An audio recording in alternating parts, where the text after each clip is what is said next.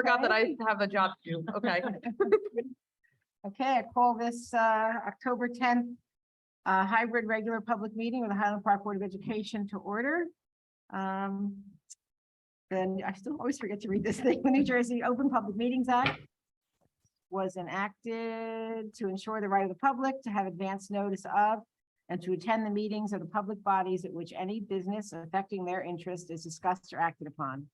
In compliance with the Open Public Meetings Act, the Highland Park Board of Education has caused notice of this meeting, setting forth the time, date, and location to be submitted for publication to the Home News Tribune and Star Ledger, and posted on the board's website at least 48 hours in advance of this meeting. Members of the public who wish to address the board will be given the opportunity to do so before the board adjourns for the evening. Roll call, Linda? Ms. Cassell Dunn.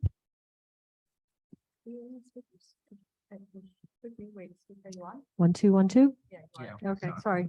I can hear you fine. Hear us? You Okay. can hear us? Okay, good. We once again don't have a videographer, so we're doing this all on Zoom. So we're recording on Zoom. So let's know. Great. Yeah, so far everything sounds good. Ms. Simoresti, Here, Ms. Coleman, Ms. Gowan, Mr. Krieger, Here. Ms. McFadden DiNicola, Ms. Prus, Here. Mr. Roslevich, Here. Mr. Woodward. Here. Okay, we need to move to recess to executive session. Did resolve pursuant to the Sunshine Act NJSA 10:40-12 and 13. The Highland Park Board of Education will now meet in closed session to discuss matters related to HIB and student discipline. These exemptions are permitted to be discussed in closed session in accordance with NJSA 10:40-13. Information regarding this board's closed session discussion will be disclosed to the public as soon as the need for confidentiality no longer exists. So I move that we recess to executive session. Do I have a second? Second. All in favor? Aye. Aye. Okay, we will be back at started. Okay, so we're going to so friendly reminder. Thank you. Okay, we're going to reconvene. I make a motion to reconvene to regular session. Do I have a second? Second. All in favor? Aye. Okay, we're going to move on to the Pledge of Allegiance.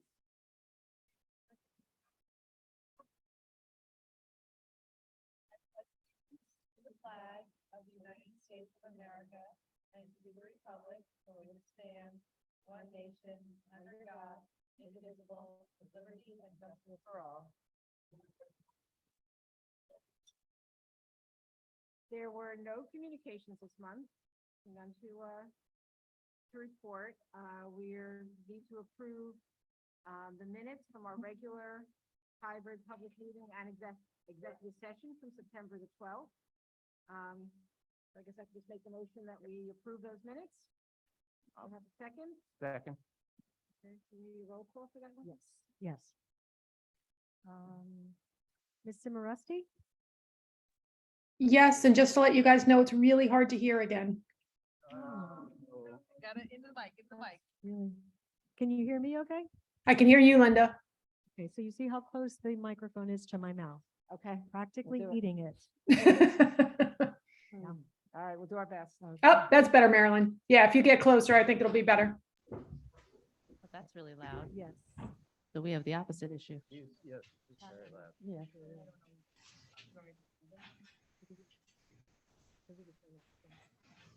Ms. Coleman, Yes. Mr. Krieger, Yes. Ms. McFadden DiNicola, Yes. Ms. Bruce, Yes. Mr. Roslevich, Yes. Mr. Woodward. Yes. Okay, we move on to our student representative report. Do you have something for us? Yes, so this week at Irving, there is the walk to school. We welcome our Lead You worship on Monday today, and there's walk to school day on the 12th of this week. And also, if you need beautiful moms, please support our PTO and place an order. They are delivering throughout Highland Park this week. Have a look at their Facebook page for more information. And for Bardo this week, there's a book fair from today to the 14th, and there's Walk to School Day on Wednesday. Picture Days on Friday this week, and for the middle school, Picture Days on the 19th of this month, and Spirit Week is the next week, the week of October 17th. The pep rally is October 21st, and Red Ribbon Week is the week of 10/24. As for the high school, this Wednesday will be the PSAT for the sophomores and juniors, and the Power Back assemblies about dating violence will be on the same day. Thank you very much. We move on to the superintendent's report. And our favorite thing is when we get student spotlight. We're happy to start that again this year. I was just gonna say, I'm very excited this restart our student spotlight. This month, we will be spotlighting Irving students. So I would like to welcome Miss Megan McNally, Irving principal, to the podium.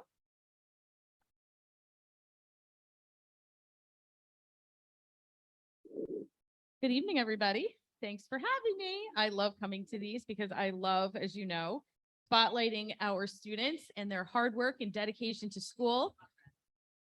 Sorry. All right, so we are going to be recognizing two important students this evening, one of which is with us, Noah Reyes. Would you like to come stand with me? Yeah. Come here. I want everybody to know how awesome you are. Can I read a little bit about you? All right.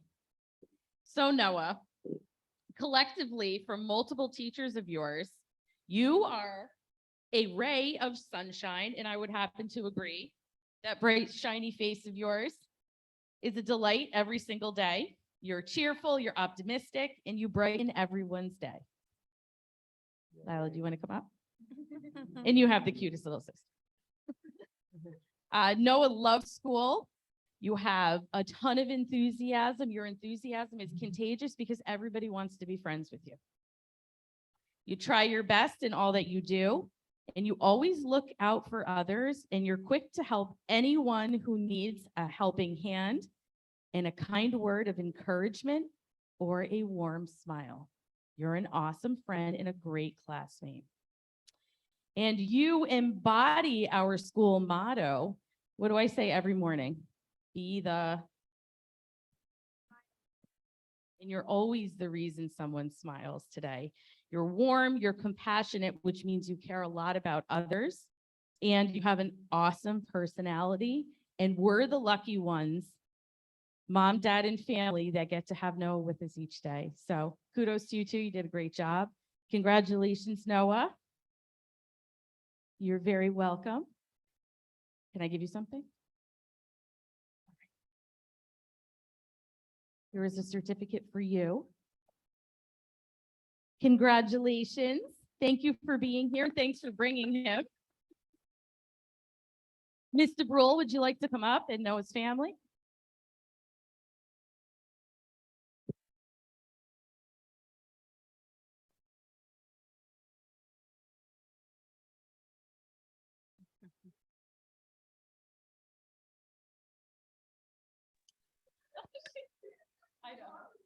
Can we see Noah?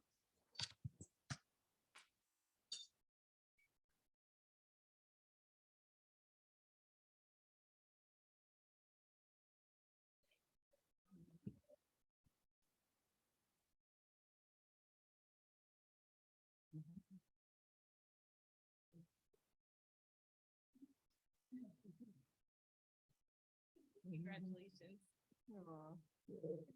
All right, next up, I see Noemi and her family. Do you want to come on up? Come on.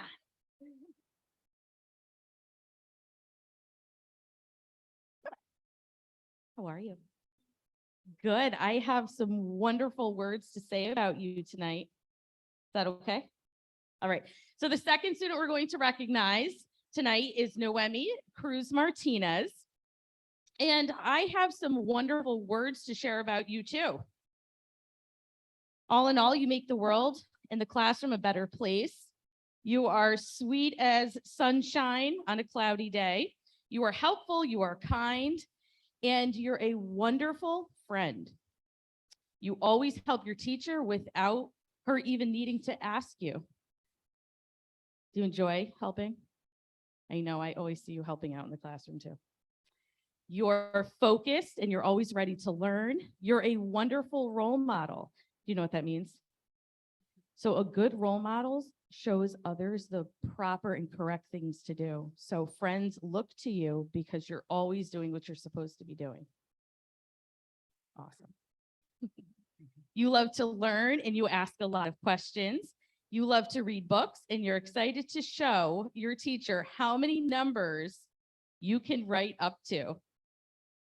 Your teacher said she cannot wait to watch you bloom and she apologizes that she can't be here tonight, but when she sees you, she's going to give you a huge high five.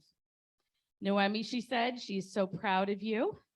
Miss Daly wants you to keep up the good work. Can you do that for us? I know that you can. So Noemi, congratulations. I also have a certificate for you. It's for you. Family, come on up. Take photos.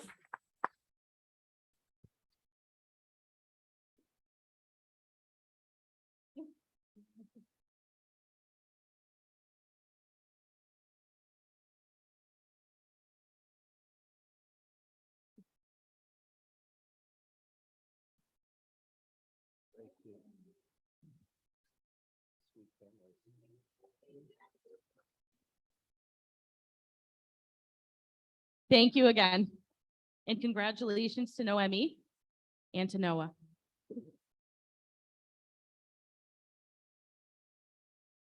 Congratulations and thank you, Ms. McNally, and thank you, Mr. Rule, for being here. We love to spotlight the students and all the great work that we're doing. So thank you for choosing kindness. Thank you for being wonderful Irving friends. And I look forward to seeing you around the building. So at this point, we're moving on to the next part of our board meeting. You're more than welcome to stay. However, if you need to go home, it's been a long day, please feel free to do so. Thank you.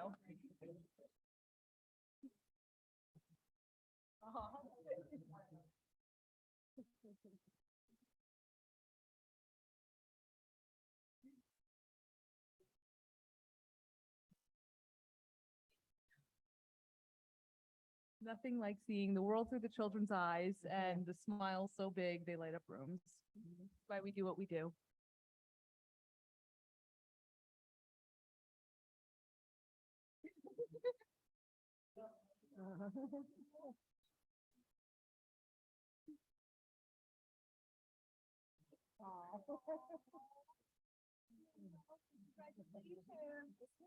Thank you. You're doing such a great job. I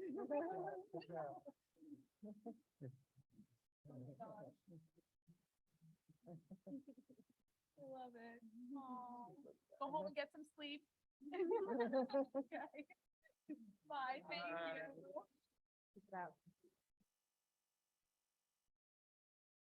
Okay, unfortunately, we need to move on. I and, know, I want to Cusack keep the good Report. vibes Yeah. going. On that good vibe, last week I discussed the Cusack Report, which is our annual quality assurance checklist for performance reporting and monitoring. So I do request that Marilyn maybe move forward and help me with a motion to pass that so we can submit it to the DOE. Okay, so I make the resolution, or I move that the Board of Education accept the recommendation of the superintendent to approve the submission of the Cusack District Performance Report to the New Jersey Department of Education. Have a second? I'll second that. Ms. Simorowski? Oh, we're not doing the presentation first? Yeah. No, we need a discussion first. No, she's asking if there's a presentation. Oh, no,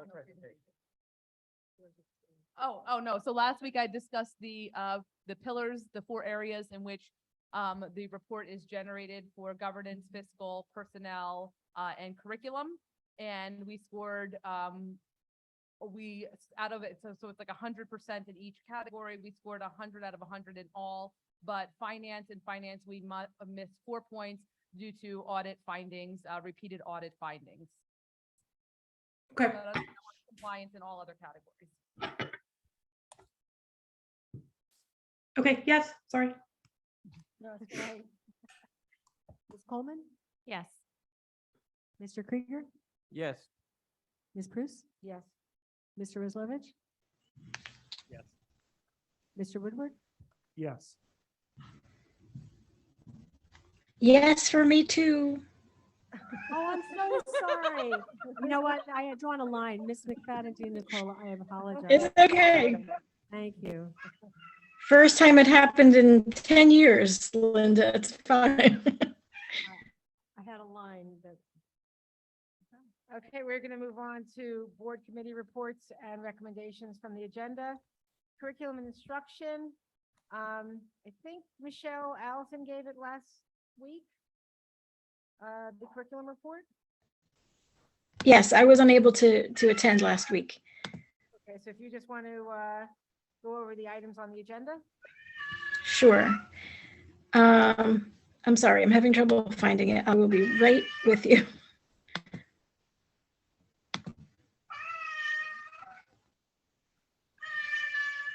Okay.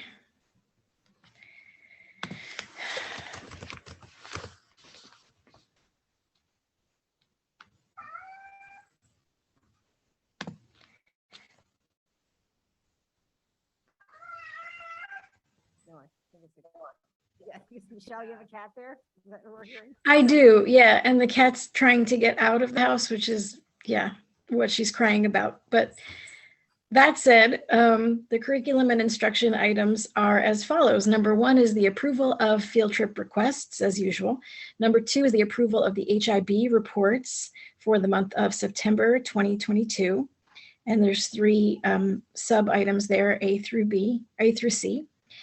Number 3 is the approval of the revised curriculum for multivariable calculus, probability and statistics, Bartle and middle school science curriculum, Math 6+, ELA grade 7, Social Studies kindergarten, Social Studies grade 1, Social Studies grade 2, Social Studies grade 3, Social Studies grade 4, and 8th grade civics. Number 4 is the approval of bedside instruction. Number 5 is the approval of university students for teaching internships and junior practicum observation. And that concludes the items in the curriculum and instruction agenda. Okay. Does anybody have any questions for Michelle or for the curriculum agenda? Oh, go ahead. Oh, I think Darcy does. Yeah, sorry. And I meant to ask last week and I forgot. There's a really big field trip. Geez, and I just didn't look at it again just now.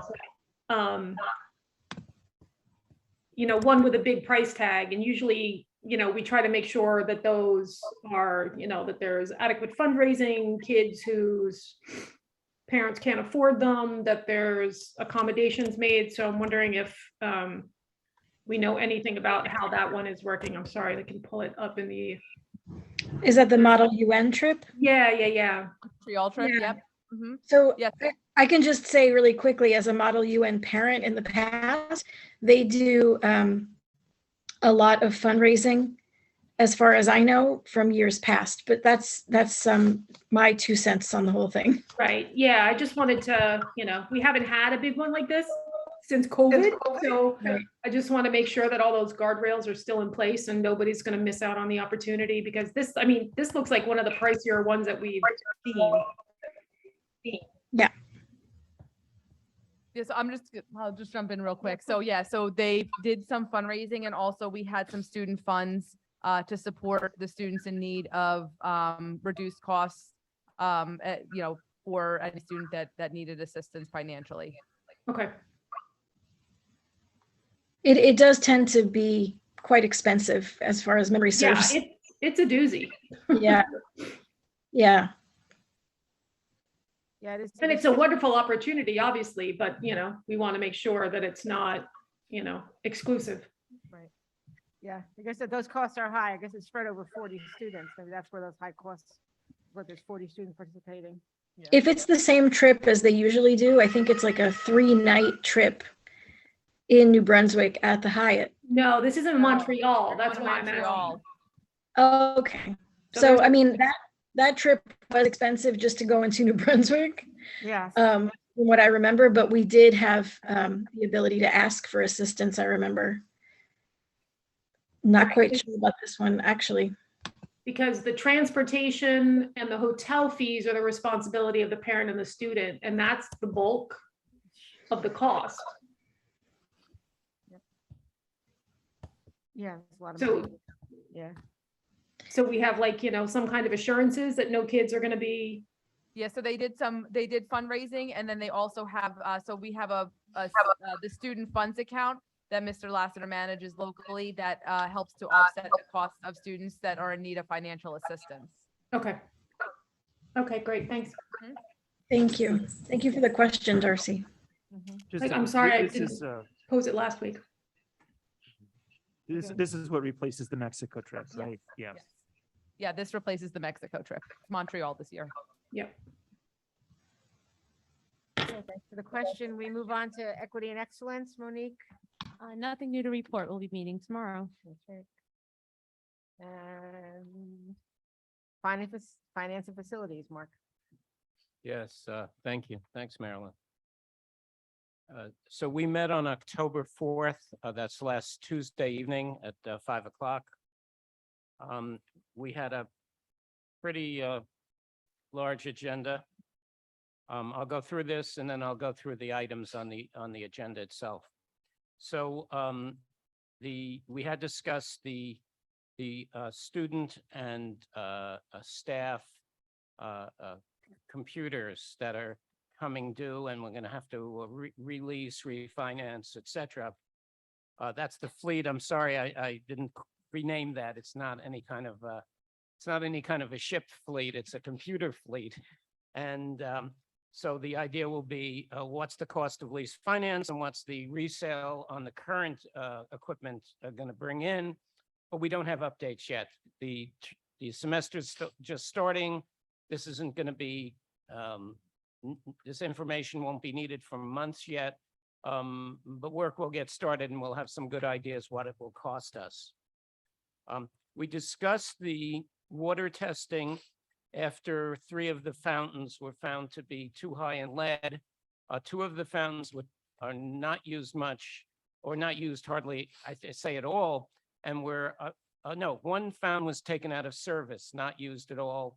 And 2 fountains which are used were taken out of service or being taken out of service and replaced with new fountains that have proper filtration systems. What we learned is that newer fountains do have filters. There is not any kind of serious danger of lead leaching into those because it will be filtered out. But older units can have lead go in because they're not filtered. So what we discussed was rather than retesting more frequently than we have done, and also what's legally required, which is every 5 years, we would take an inventory of older equipment that doesn't have the filtration and see how many of the fountains might need replacing versus the cost of testing more frequently. And once we know that, we'll have an idea of how to move forward. We discussed the financial condition of the before and after school program. That program had significant funds before the pandemic, but because we had no students for the program during the pandemic, but kept staff on, most of the surplus was used up and had gotten precariously low. So we reviewed the current state of the program. That means how many students are in it, what are the costs associated with the people who are running the program, and we're going to do that again and later in this year, early next year. The reason is it is running a surplus now. It's not running a huge surplus, but it's running enough of a surplus that we can keep it running for this year. Some alternatives, if it cannot continue to run a surplus, which again, we think we can, but also to beef the program up. It has no administrator. It's a voluntary program that many school districts run, but we'll often have a part-time administrator to run it. So we probably need a bit more money in it to run it better. If there is not enough surplus building up so that we can run that program comfortably, we thought about the revenues that it brings in. This program has been in the district for more than 15 years, maybe 20 years, and we've never had an increase in fees. So if you look at inflation over 15 or 20 years, inflation has, everything costs more. We also compared our costs to at least one or two other districts. And what do they charge for similar programs? And we're very, very, very low. And on top of being very low, the students from free and reduced school lunches, depending how those families have very, very low rates. So if the program can't run enough of a surplus, that's one area we could look at, something like a year from now, raising, September of 23, raising tuition 5% or something like that. Again, it hasn't increased. Tuition hasn't increased there in so many years. It may never have increased. We may be charging what we charged when it started. Another alternative is many schools that run these programs do it through third-party organizations because it's not a mandated school function. So you have a charitable organization run it. I know of one district I think they're in Union County that runs a program through a charitable organization. They come in and take it over. They have access to federal and state grants and state money that school districts don't. So they can run the program. In fact, in one case, they run the program and nobody pays anything. It's completely subsidized. So that might be an advantage. So we're going to look at that as the year unfolds and we see the financial state. Although again, right now that state is looking reasonably good. We had an update on the playground projects. Irving is behind schedule. The revised ship date for the materials is October 24th. I don't know if has that changed or We're still at October we're still 24th. at October 24th. So it's not far off. Apparently they can, once the materials are in, they can build that playground like practically over a weekend. So we would have a new playground in place very quickly. The Bartle installation is running further behind schedule. So that installation is likely to be happening in the spring. And again, and they have to have a poured surface on that area. So by the time they get to it, it's going to be winter here if we don't wait. And then Linda and Christina told us about a program that we've done with a Rutgers landscape architect student to give us some ideas for what to do with the area in back of Bartle, which has got the old baseball field and some people have said turns into a mud hole. What can we do to make that a better playground, but something we don't have to redo every 10 years, like by putting new turf down, poured concrete with different colors and maybe some benches moved there, something that we can use as an outdoor facility, which is more pleasant, more usable, more friendly. And so we got these designs, ADA accessible. We got these designs from this student under the guidance of a Rutgers professor. And the board has gotten copies of those. There's a whole bunch of those from different places around the world. And they're very, very, very interesting. I think one thing to do is to start getting costs. What are those going to cost? So that's the playground update. There is some money for the Bartle baseball field area, as long as we don't go overboard. The district is going forward with, will be going forward. I think we're voting today on this, yes? Or did I miss something? Yeah, we did. We are voting on this today. So that's the websites cutting over to a different website. And we did get some designs to look at, which are pretty nice website designs. This is with a company that's being used by many other school districts, including Metuchen next door, and has a better website with Americans for Disability Act accessibility built in with tools to keep it that way. They've offered to help us move our current content. It's much more user-friendly. It's like I'm talking about the baseball field update, same kind of thinking. But it looks very good, and I would urge everybody, after seeing the designs, I would urge everyone on the board to vote for this. I think it'll make everyone's life easier. We won't be going to the superintendent, as we've done for so many years, to please get something fixed because it's not right. The link doesn't lead anywhere, or it doesn't have the words that can be read by a person with a poor or no sight that needs the words read to them. So again, I would urge you, after seeing this, for us to move forward on that. We discussed briefly the lighting around the middle school flagpole when athletic events are on, and that was discussion led to our athletic director talking with the HP athletic boosters and see if we can come up with a solution that works.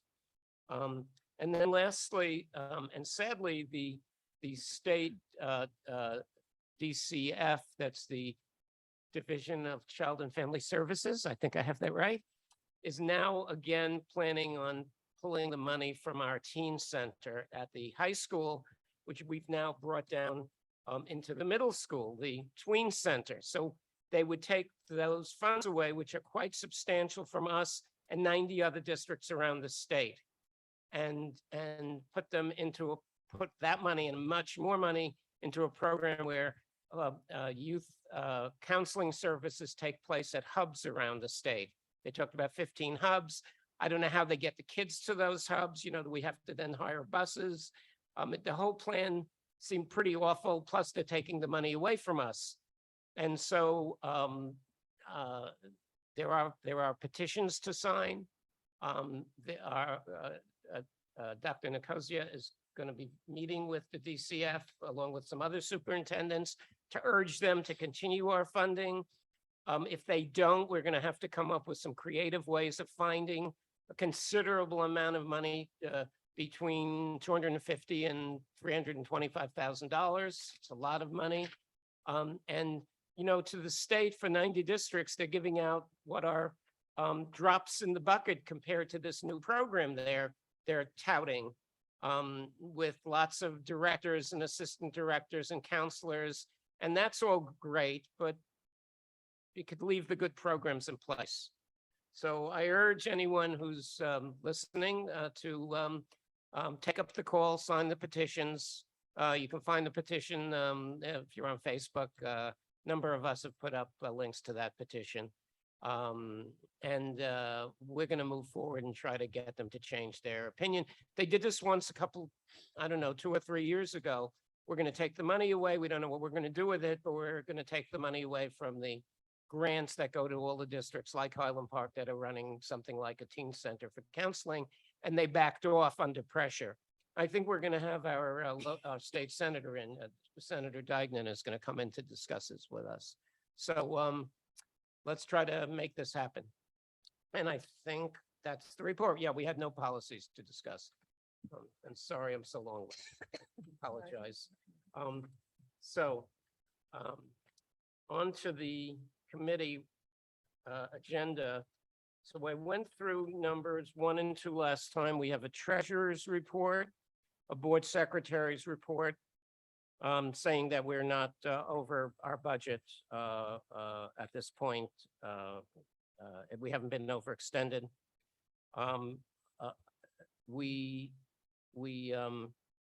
Let's see, board certification that again, accounts or funds haven't been, this is 4 and 5, our Board of Education and Secretary reports, that we haven't overextended on the July 31st in both cases of 2022. Preliminary list of budget transfers that were attached. That's number 6. In number 8, we have a new bedside home care occupational therapist and speech therapist, Advanced Therapy of America, being put on for the year, so we can call on them if a student needs home bedside assistance. Number 12 is in fact bedside instruction for students at Learnwell at Newark Beth Israel guess that's Hospital CCIS in Newark. Number 13 is our annual non-public school security purchase for the Renee Base Yaakov Yeshiva here in Highland Park School here in Highland Park for protection services of an armed guard at $35 per hour from the Praetorian Agency. And this is funded by non-public school aid, and we have to approve it, but it's not our money, which is kind of crazy, but that's what we have to do. And I believe that the district, as we've done in the past, has spoken to the school. And we've also spoken to the security firm and vetted both of them. They're the same firms in the same school, but we've vetted them both. And these are acceptable solutions to the problems this school feels that it is facing. Number 17, we are accepting a donation for the Teen Center transportation costs to Cultivating Resilience Youth Summit. It was actually held on September 28th, 2022. And this is some of the fine work being done by our Teen Center. And everything else on this, including 18, which is the new website manager and messenger service, is on this agenda for our vote. So any questions or comments? Okay. Thank you. Darcy has one. Yeah, I wasn't Oh, sure I'm if she was sorry, I didn't waving see or Darcy. raising her hand. Looking left and right. I just wanted to say, I looked at the links that Marilyn sent around for the website and like, they're amazing. Yeah. Like, I had one I preferred, but be happy with any single one, so. Yeah, and Dr. Nkocha was saying earlier that it's the app that the families are going to be using the most. So it won't even be the website. The app will be where all the information will be had. We'll be Yeah, I'm there still an to old help. lady on my computer, so, you know. Yeah. I want to suggest to board members, actually, I looked at the site online on my machine because I sit at my machine 23 hours a day. And then I said, let me look at the mobile interface. So I pulled up the site on my phone because it automatically configures itself to the device you're on. And the site was really good. I mean, it's really, really good. So it's really a good move and a great initiative. So thank you, Dr. Nkocha. Any other questions or comments for Mark, for finance? No? Okay, we're going to move on to personnel and communication, Chris. Okay, so we just have a few new items, so I'll be pretty brief. The item 8 is a acceptance of resignation. Kim Shabines from assistant basketball coach. 11, approval of paraprofessional. 12 is a new special education teacher. Narina Filomero, whose resume is on the board drive. 13, new paraprofessional. 15, change of hours for Mr. Davis.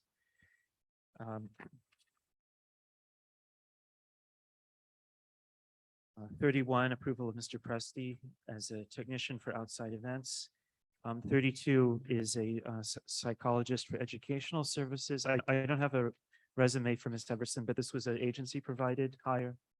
Actually, so this is, it's a Uh, student, a doctoral student that's Oh, kind of okay, doing like a okay. paid internship with Yeah. us. Yeah, sorry. Yeah, I know she's finishing her degree anyway, so there wouldn't be a long resume there either way. 33, approval of Brothers Mentor staff. 34, the approval of professional development presenters for PD Academy. 35, approval of translators. And 36, the approval for the before and after school program staff. Yeah, that's it. Thank you. Any questions on personnel? Seeing none, moving right along. Policies and regulations. Yeah, so I last time I discussed 1, B, and C, and number 2, which has just A. And again, the student supervision after dismissal is because of a minor change we found, not associated with the need we had to allow students to walk home on their own. This had to do with who was dismissing the students. So we'll go through the first reading on that, and then next month, the second reading. The school level parent and family engagement, I looked at, I don't know which committee that came through. Okay, so I'm just gonna verify. So what happens is according to our Title I, ESSA, grant, we have to read it every year. And, Oh. and basically this is showing, it. yes, we've read it every year. So there are no changes, but through our, ESSA grant requirements, we have to run it through board every year. I didn't Yeah. realize, I didn't know what we were. That was a changing. last minute addition from I our, didn't see it. I hadn't seen our it. audit before. report, Okay, yes. Good. And that's it on policy. Those are easy Great, ones these easy, days. yes. Hope they stay that way. So we're going to move to public comment.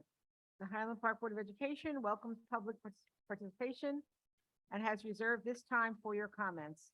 Board Policy 01654 and 0167 establish and regulate the right of the public to participate in public meetings. So this time of public comment is 3 minutes per speaker. If you have something you'd like to share with us, please raise your hand. Then we'll call on you and you can just let us know your name and address. We have many speakers out there. Seeing none, we are going to keep moving. And we're going to go to board action items. So curriculum and instruction, Michelle, do you want to move your items?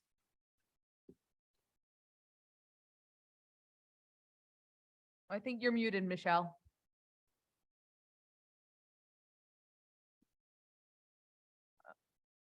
Michelle, you have to unmute yourself, please.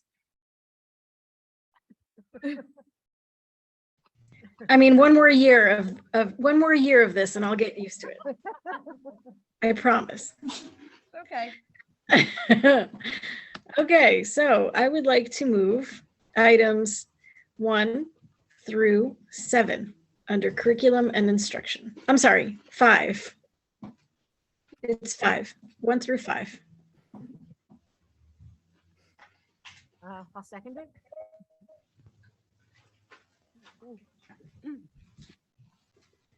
Ms. Simoresti, Yes. Ms. Coleman, Yes.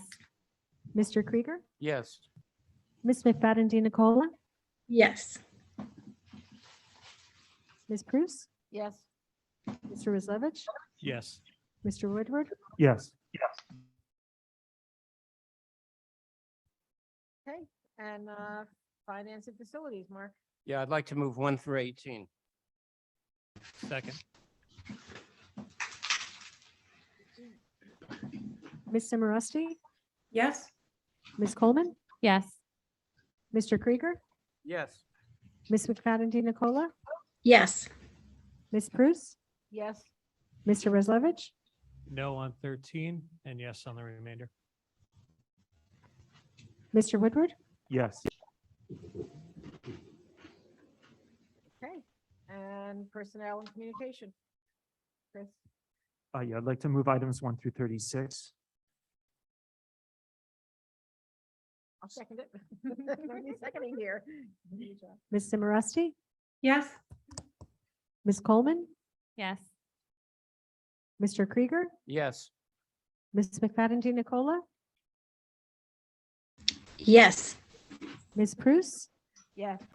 Mr. Rizlovich, Yes. Mr. Woodward, Yes. Okay, and policies and regulations. Yeah, I'd like to move items 1 and 2. Second. Ms. Simoresti, Yes. Ms. Coleman, Yes. Mr. Krieger, Yes. Ms. McFadden Nicola, Yes. Ms. Prus, Yes. Mr. Rizlovich, Yes. Mr. Woodward, Yes. And next thing on the agenda is our board liaison reports. Has anybody met with their committees or have any information to share? I did actually, before the meeting today, take this whole list and copy and paste it and send it over to the borough, to Terry Jover, to ask if all these committees actually are functioning, who is and who isn't, and maybe we get to clean up this list in the future. So I actually did send it over, except for the first, step one for that. But otherwise, we don't think we have anything on that. why We not? actually were both, Marilyn and I were both at the Middlesex County School Board's meeting. Oh, yeah, we were. And it was kind of interesting. They had specialists in school safety talking, which got my attention. And, but it wasn't the kind of school safety I thought it might be, the kind of thing that we're looking at. Our safety report and the report we've had on safety, it were folks who would come in from the state, from the DOE, and teach you about dealing with, not that this is necessarily bad, but teach you how to deal with potential serious violence incidents and try to work towards understanding what kid might feel so bullied that they bring a gun to school or something, which, you know, is happening around the country. This is as a result of the threat assessment team. They're called a threat assessment team. Right. But I don't know, it's not what I think either of us were looking for, you know, kind of information we wanted to learn about. I mean, it's not bad information, but I thought the kinds of things we're looking about, the overall general safety of safety the of the right, that was not district the topic. was different. Right. The threat assessment teams were interesting, and the person presenting might have been helpful to present to people who were on threat assessment teams, right? You know, they could learn from him perhaps, so maybe that would be a good resource. But yeah, other than that, I didn't also get anything. And we were Out of both it. remote, and the person running the meeting started off by saying, all of you people on, I think you might not have been there yet, Marilyn. All of you people on remote, I don't know why you're not here live. I'm sick of this remote stuff. And so the six of us, who were on at that point remote, did not get a very good feeling about it. And, Oh my God. she was very inappropriate. And then we had a lot more people remote who kept signing on. So the meeting got like 3 times as big as it might have been because people are coming from all over the county. So anyway, it was kind of weird. Yeah, I agree. I just have a comment about that. I mean, I do think it's helpful for us to know, how this threat assessment Yep. is actually, Right. Impacting or the student body, right? In our school safety culture. So I think in that sense, I would love to know a little bit more about, again, just the process of doing this threat assessment and then following through on supporting the And the staff. presenter knew a lot about that. He did that. He was very knowledgeable. Again, I can see him presenting to a group of school staff. Right. That Yeah, were I mean, involved. because ultimately that it's supposed to impact the safety of the school. district. So I Absolutely. No, think no, it's good 100%, to- for that's- us to look yeah. at it from that perspective. Yeah. It And that- wasn't that it wasn't bad. It was simple. It's just when they put it out for what they were going to do, it just didn't Yeah. make any sense to hear about. And they did seem kind of military about it. That's the guys who were presenting it, to me at least. So I don't know how well it would fit here. Okay, there's no other board liaison reports. From the president's report, I don't have anything to add. I did want to, I'm gonna maybe do something to add, actually. I didn't walk too long. When we did, I think it was under curriculum and instruction, there was a very long list of interns and student teachers that we're going to be getting. And I didn't want that to go unnoticed because in our current teaching shortage, having that number of people in our buildings is a great opportunity for us in the future. And Dr. Nicosia had shared what she was doing with that group as a recruitment tool. I don't know if you want to share that, but I thought the idea that we're actively recruiting even 2 years from when these students can come to us, I think is helpful. So none of you just want to share that. I thought it was pretty interesting. Oh, sure. So they're phase 1 student teachers from Rutgers. So they come on Fridays to observe master teachers in action. Their phase 2 is next semester, where I believe they come 2 to 3 times a week to do the same type of observations.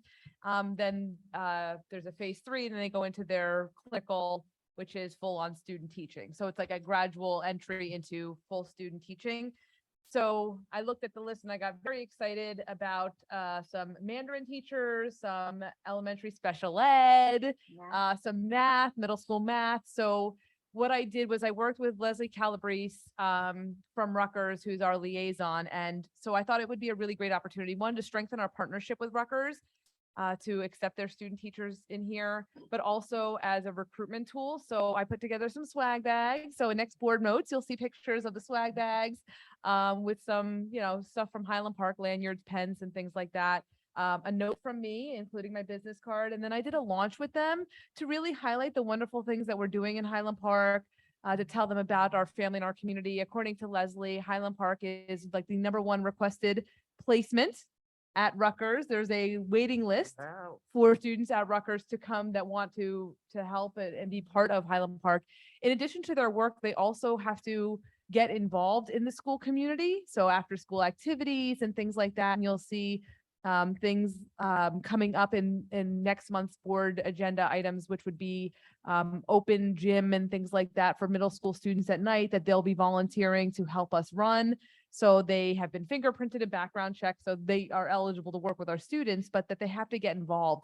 And so I saw it as a really good opportunity to really highlight the wonderful work that we're doing, to stay in touch with them so that when our openings come up, they might be inclined to take our jobs because they know we're supportive, we're a community, we're family, and we really care about them here versus trying to move to a larger district where maybe they might make a smidge more money, but they're a, another name and not really a meaningful member of the community. So I'm hoping that we can use this as a really great leverage recruitment tool for these budding future educators. And actually, I started the meeting by just thanking them for going into education, because I know a lot of people are leaving the profession now. And kudos to these 20 students that were sitting in front of me last week that want to be educators. So I did want to highlight that. Thank you. Christina, excuse me, is there any chance we could get the association involved in that kind of effort? Because one thing that struck me when we had Sol here from Rutgers talking about central leadership teams and school leadership teams and working together and problem solving together, is that we do have a really excellent relationship, an unusual relationship with our education association, with our union. And that I think that teachers, we were looking at an article about teachers somewhere in the West, where they were placed in a district they brought them in from out of the country, and they were placed in a district. Everyone's at each other's throats. And you talk about maybe a little monetary difference, but if they knew that we had this relationship and worked together, the administration, the board, and the union work together, or unions, it's not just one union, that might be something that got their attention. Yeah, so actually I did mention that as one of our highlights, besides the great good, work that we do in equity and whole child, but also about our labor collaborative, which I thought was very unique and special. But I will follow up with Keith just to Good. see if there's anything. I'm not sure what the union can do in terms of recruitment, but piggybacking on our efforts wouldn't hurt. Something into the swag bag? It's something, oh, I like that. Thank you on that. And then my last comment would just be sharing the concern and encouraging the public to do anything they can in relation to the school-based youth services being taken out of our schools. It is an opportunity to use any political connections you have to sign a petition, to reaching out to our state representatives, because without the efforts of our school-based youth services, in a time when we've always needed them and now we need them so much more, I think it's really critical that we do all we can to get them, to keep them in our schools. So board members, also, you got an email about where you can enter your own feedback onto something called a white paper that DCF has. So if you could send them your comments, that, I don't know if it'll help, it couldn't hurt. And moving on to old business. Anybody have anything? If you don't mind, Marilyn, I would love to add to that last bit. It definitely helps. Like every comment that they get, it should have to be published. It's public. It's really important. It's really important that they get the feedback from the districts that have these programs as to how integral they are in our districts, because part of the narrative that they're spinning is that, yes, there might be 90 some odd of these programs, but only like 20 some odd of them are even any good. So, but nobody's, and I know Dr. Nicosia and I have spoken about this. Nobody really knows how they did these, who did they talk to? Because he's like, they never talked to me. They never talked to anyone here. Like, how are they, what evaluation rubric were they using? So it's really important for them to hear from administrators and board members and staff members, from the districts that would be impacted. And from what I'm hearing, it is already having an impact. Just the amount of pushback that there's been to date is helping. So continuing that is essential. Yeah, and can I add to that too? I was thinking about this in the context of some other colleagues in other districts who are really pulling together, those personal stories too, those experience stories that Yep. really have the most impact in terms of, the just pushing back, but also with meaningful personal experience stories as to how these programs have actually impacted individual student lives. And that makes it really hard to move forward with cutting out a program where you're hearing those personal stories. So just the impact of the personal stories, I think, is important. Probably helpful. Personal stories are the most moving, but maybe also getting the statistics of how many students have been served over the last couple of years. Well, I didn't hear that last part. What you said. I say getting the stats on from like how many students have been served through our school-based youth services over time would also be helpful, particularly when the Dignan and Malone come in, if Malone comes in. And I think there was a plan for them to meet with students as well. Yeah, so the plan is that they'll tour our facility. So I have confirmation for November 3rd for Senator Dagnan to come in to tour the facility and to meet with students. Ms. Asamo and I are actually meeting tomorrow to discuss the site visit and what it'll look like and what it'll entail. We know we'll probably have limited time with them, but what they can see and probably, figuring out the student piece of the student voice, with the understanding that there is some confidentiality in that realm too. So I'll work with Elizabeth. I'm sure she'll be able to help me navigate those waters in terms of getting students that want to come in and share their stories. We'll talk about our work with the middle and high school and our expansion of the program because we believe in overcoming the stigma of mental health support as well. And to the piece, so I will be attending a meeting on Thursday with a couple of superintendents with DCF to share our concerns and a couple of asks. In addition, we're putting spreadsheets of our data of the 90 schools together to share with them as well. And the need for some more solid evaluation tools when they evaluate these to evaluate them to begin with, then to do it with an external agency independent of anything as a really good evaluation tool to evaluate these programs. And then even look at what it means to have programs around the state in general. So for example, North Brunswick does not have a DCF funded program, but they have mental health programs in their school that are successful, that are working as well. So, looking at that, what are the needs of schools in New Jersey? And so just to make this assumption based on no real data is problematic. Thank you. Any other comments? Before we move on, I don't know if that was old business. I lost track. Or new business. Anybody have new business? So that was old business, that was old obviously. business, yeah. Okay. Anybody have any new business to bring up? Nope. Okay, then we're on our second public comment. The Highland Park Board of Education welcomes public participation and has reserved this time for your comments. Board policies 0164 and 0167 establish and regulate the right of the public to participate in public meetings. If anybody would like to speak, please raise your hand and introduce yourself.